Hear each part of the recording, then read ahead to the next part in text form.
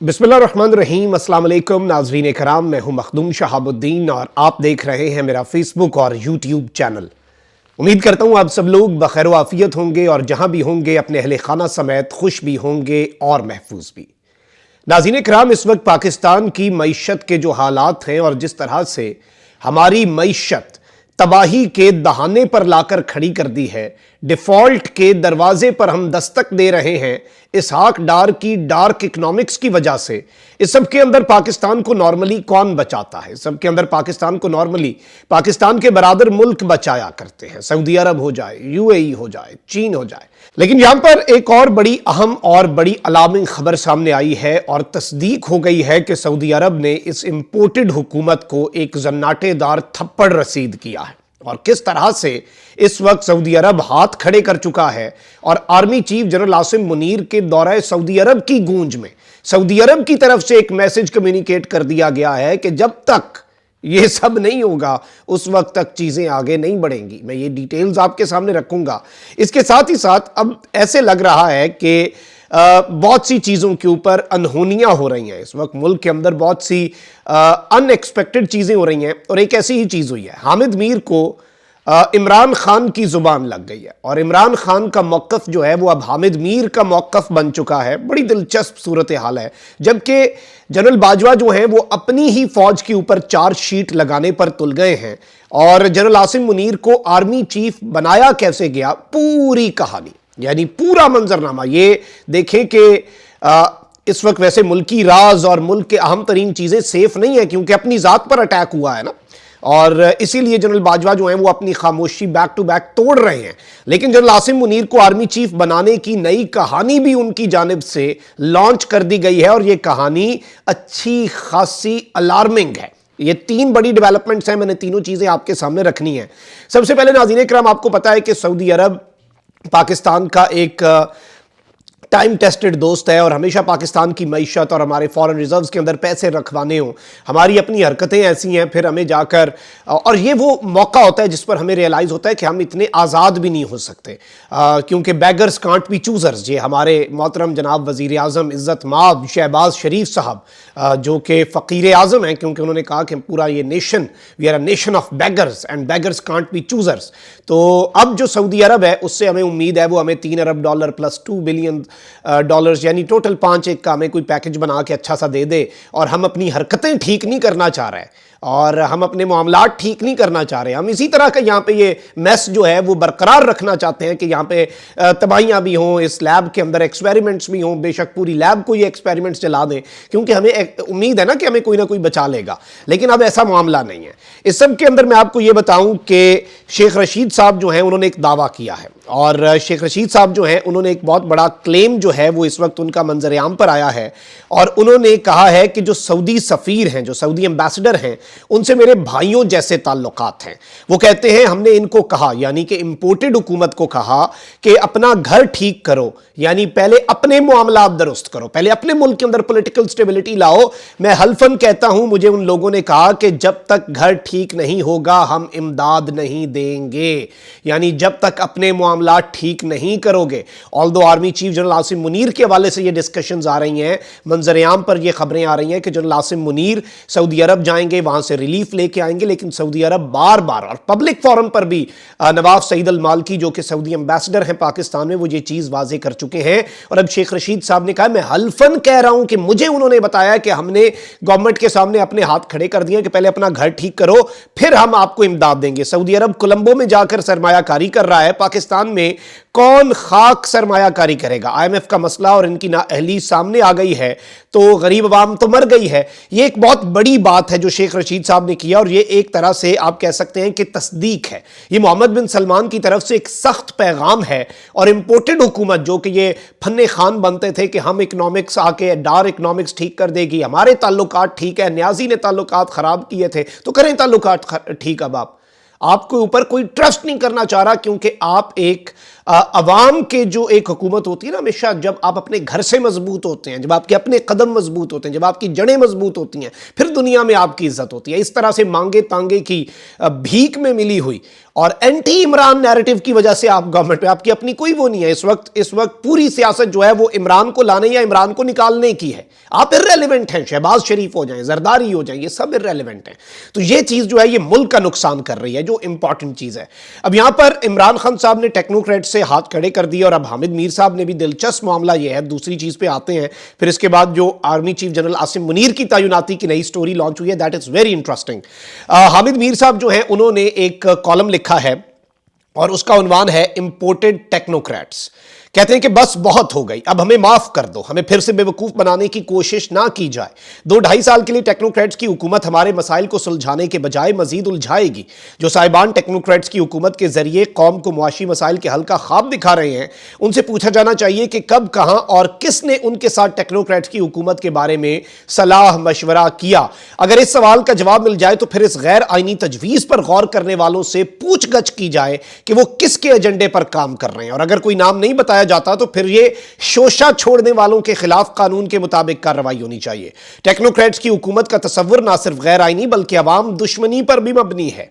यह तजवीज़ पेश करने वालों का कहना है कि इस वक्त पाकिस्तान को मुआशी बहरान से निकालने के लिए बहुत सख्त फैसलों की जरूरत है। सख्त फैसलों का मतलब है कि पेट्रोल, गैस और बिजली की कीमतों में मजीद इजाफा और मिनी बजट के जरिए टैक्सों की शरह में भी इजाफा।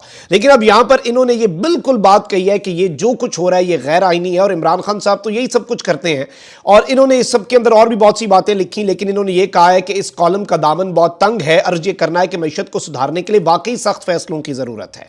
कौम को कुर्बानी जरूर देनी चाहिए, लेकिन IMF की शराइत पर अमल दरामद के लिए नहीं, IMF से आजादी के लिए कुर्बानी देनी चाहिए। सबसे पहले हुक्मरान तबका खुद कुर्बानी दे, अपने अखराजात कम करें। शहबाज शरीफ इतनी बड़ी जहाजी साइज की काबीना को छोटा करें, फिर हमसे कुर्बानी मांगे, बसूरत दीगर उनमें क्या फर्क होगा। एंड पे खैर ये अपना वो दिखा गए कि कहते हैं कि फिर इमरान खान और शहबाज शरीफ में क्या फर्क होगा। आखिर में अर्ज है, मीर क्या सादा हैं, बीमार हुए जिसके सबब उसी अत्तार के लड़के से दवा लेते हैं। ये मीर साहब ने इस शेर को इस तरह से लिखा है। और ये खैर एक चीज बड़ी वाज़ेह है कि इमरान खान का मौक़िफ़, आप एंटी इमरान भी हो सकते हैं, और जिस तरह मीर साहब ने लिखा कि एंड पे शहबाज शरीफ साहब को ये लिख के दे दे, लेकिन इसके बावजूद अवाम इसके अलावा और कुछ नहीं पढ़ना और सुनना चाह रहे। ये मजबूरी है। हालात इतने खराब हो चुके हैं कि इन्हें भी अब वही बातें करनी पड़ रही हैं। शहबाज शरीफ पर भी, इंपोर्टेड पर भी तनकीद, और उन ताकतवरों पर भी तनकीद जो एक निगरान टेक्नोक्रेट सेटअप लाना चाहते हैं। This is very interesting. और ये आपको हवाओं के रुख के हवाले से, और ये हवाओं का रुख एस्टैब्लिशमेंट नहीं, आप पाकिस्तान की आवाम तब्दील कर रहे हैं, क्योंकि ये सोशल मीडिया, डिजिटल मीडिया का दौर है। इसमें पाकिस्तान की असल एस्टैब्लिशमेंट आप सब लोग हैं। ये सोशल मीडिया पर बैठे हमें सुनने वाले लोग हैं, नीचे कमेंट्स करने वाले लोग हैं, ट्वीट करने वाले लोग हैं। इसकी ताकत जब इकट्ठी होती है तो आपको पता चलता है। एक एक शख्स को लगता होगा मैं अकेला क्या कर सकता हूं। ये वो चीज़ है जो सारे टेबल्स को टर्न कर रही है।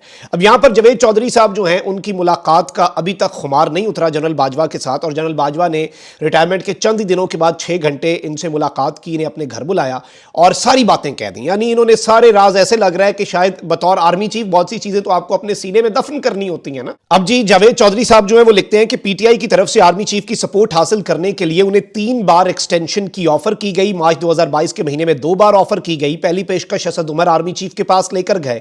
उनका कहना था कि आप नए कानून के मुताबिक 65 साल की उम्र तक आर्मी चीफ रह सकते हैं, हम नोटिफिकेशन जारी कर देते हैं, आप आर्मी चीफ रहें और हमें हुकूमत में रहने दें। जनरल बाजवा ने यह पेशकश टाल दी। इसके चंद दिन बाद परवेज खटक DG ISI के दफ्तर गए।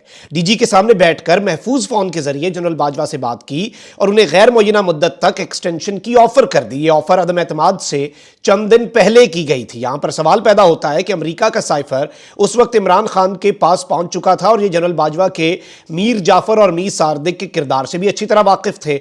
लिहाजा फिर वो शख्स जो आपके बकौल गद्दार है वो अमेरिका के साथ मिलकर आपकी अवामी हुकूमत का तख्ता भी उलटना चाहता है, आप उसे ताहयात आर्मी चीफ क्यों बनाना चाहते हैं? अब ये सारी चीजें बता रहे हैं। फिर कह रहे हैं कि ये ऑफर परवेज खटक से क्यों करवाई गई, ये मुझे समझ नहीं आती। जनरल बाजवा दरअसल परवेज खटक का बहुत एहतराम करते हैं। ये इमरान खान को हमेशा कहते थे कि आप परवेज खटक की वजह से KP में दूसरी मरतबा हुकूमत बनाने में कामयाब हुए हैं, आप उन्हें वजीर आला बना दें, ये सूबे को संभाल लेंगे। लेकिन इमरान खान का जवाब होता था ये मेरी बात नहीं मानता, और इस पर जनरल बाजवा हंसकर क्रिकेट और फौज की मिसाल दिया करते थे। ये कहते थे क्रिकेट में जब कोई खिलाड़ी ज्यादा अच्छा खेल रहा हो तो उसे ज्यादा मौके दिए जाते हैं, लेकिन आपने KP में अपने बेस्ट प्लेयर को पवेलियन में बिठा दिया है। लेकिन इस सब में और भी चीजें हैं, जारी बात है। ये जनरल बाजवा सारे वाकयात बता रहे हैं। अब जनरल बाजवा और इमरान खान की गुफ्तगू जावेद चौधरी साहब को ख्वाब में तो आ नहीं नहीं है, ये उसी मुलाकात में है। अब कहते हैं कि हम अब ऐवान सदर में होने वाली मुलाकातों की तरफ आते हैं। हुकूमत तब्दील हो गई और इमरान खान ने जनरल बाजवा को गद्दार, मीर जाफर और मीर सादिक भी करार दे दिया, लेकिन फिर इमरान खान ने उसी मीर जाफर और मीर सादिक से ऐवान सदर में 2 मुलाकातें की। ये दोनों मुलाकातें इमरान खान की ख्वाहिश और इसरार पर हुई। सदर आरिफ अलवी इमरान खान का पैगाम लेकर जनरल बाजवा के पास आए और कहा कि एक बार जरूर इमरान खान से मिल लें। यानी ये बड़ी अजीब सी बात है। और इस सब के अंदर जनरल बाजवा ने जवाब दिया, इमरान खान किसी भी वक्त आर्मी हाउस आ सकते हैं, लेकिन ये ऑप्शन इमरान खान को सूट नहीं करता था, इसलिए ऐवान सदर में ये सब हुआ। और इस सारे मामले के अंदर मैं आपको ये बताऊं कि यहां पर ये कहते हैं कि इमरान खान साहब के साथ शिबली फराज जो हैं और बाजवा साहब के साथ मेजर जनरल मोहम्मद इरफान थे, ताहम ये दोनों हजरात मुलाकात के कमरे में दाखिल नहीं हुए। इमरान खान और जनरल बाजवा के दरमियान 1-on-1 मुलाकात हुई और ये दोनों 45-45 मिनट की मुलाकातें थीं। इमरान खान दोनों मरतबा जल्दी में थे। मुलाकातों में क्या हुआ ये सरेदस्त नहीं बता सकता, यानी इन्हें जनरल बाजवा बता तो चुके हैं, लेकिन ये अब पब्लिक नहीं करेंगे। 2 नुक्ते जरूर बयान किए जा सकते हैं कि इमरान खान से पूछा गया, सर क्या मैं आपको वाकई मीर जाफर और मीर सादिक महसूस होता हूं? और इमरान खान साहब ने कहा कि मैंने आपको ये नहीं कहा। अच्छा, इन सब के अंदर मैं आपको ये बताऊं कि इसके बाद, इन मुलाकातों के बाद इन्होंने कहा कि कामरान खान के शो में भी खान साहब ने ये ऑफर कर दी और इस सब में और भी चीज़ें लिखी कि सदर की ख्वाहिश थी कि एक ट्रूथ एंड रिकन्सिलिएशन कमीशन बना दिया जाए और इसकी रिपोर्ट मुकम्मल करवा दी जाए। और जनरल बाजवा जो हैं उन्होंने भी इस पर ये बातें की। लेकिन इस सब में मैं आपको ये बताऊं कि जनरल बाजवा ने इसके बाद मलिक मोहम्मद अहमद खान के जरिए नवाज शरीफ और कोर कमांडर की मीटिंग में सीनियर ऑफिसर को भी साफ कह दिया कि मैं किसी किस्म की एक्सटेंशन नहीं ले रहा। यानी इन्होंने मलिक अहमद खान के जरिए पैगाम भिजवा दिया। और इस सब में ये लिखते हैं कि हुकूमत जनरल फैज हमीद और पीटीआई जनरल आसिम मुनीर को आर्मी चीफ नहीं देखना चाहती थी। जनरल बाजवा आसिम मुनीर को पसंद करते थे, ये समझते थे उनके साथ 2018 में ज्यादती हुई, लेकिन इसके साथ उनका ख्याल था कि अगर आसिम मुनीर आर्मी चीफ बनते हैं तो इमरान खान की नफरत अगली क़यादत तक चली जाएगी। और इसलिए जनरल बाजवा चाहते थे कि आसिम मुनीर ज्वाइंट चीफ बन जाएं और साहिर शमशाद मिर्जा आर्मी चीफ। और यह पैगाम लेकर मलिक मोहम्मद अहमद खान को नवाज शरीफ के पास लंदन भी भेजा गया और नवाज शरीफ ने कहा कि आप नामों की समरी भेज दें, यह फैसला वजीर आजम करेंगे। और इस सब के अंदर ताहम इस दौरान शाहिद खाकान अब्बासी भी आर्मी चीफ से मिले। जनरल बाजवा ने उन्हें भी सूरत हाल समझाई और उन्हें जनरल साहिर शमशाद मिर्जा का नाम दिया। ये वही वक्त है जब राना सनाउल्लाह कहते थे ये एक शख्स के लिए क्यों लॉबिंग करते हैं।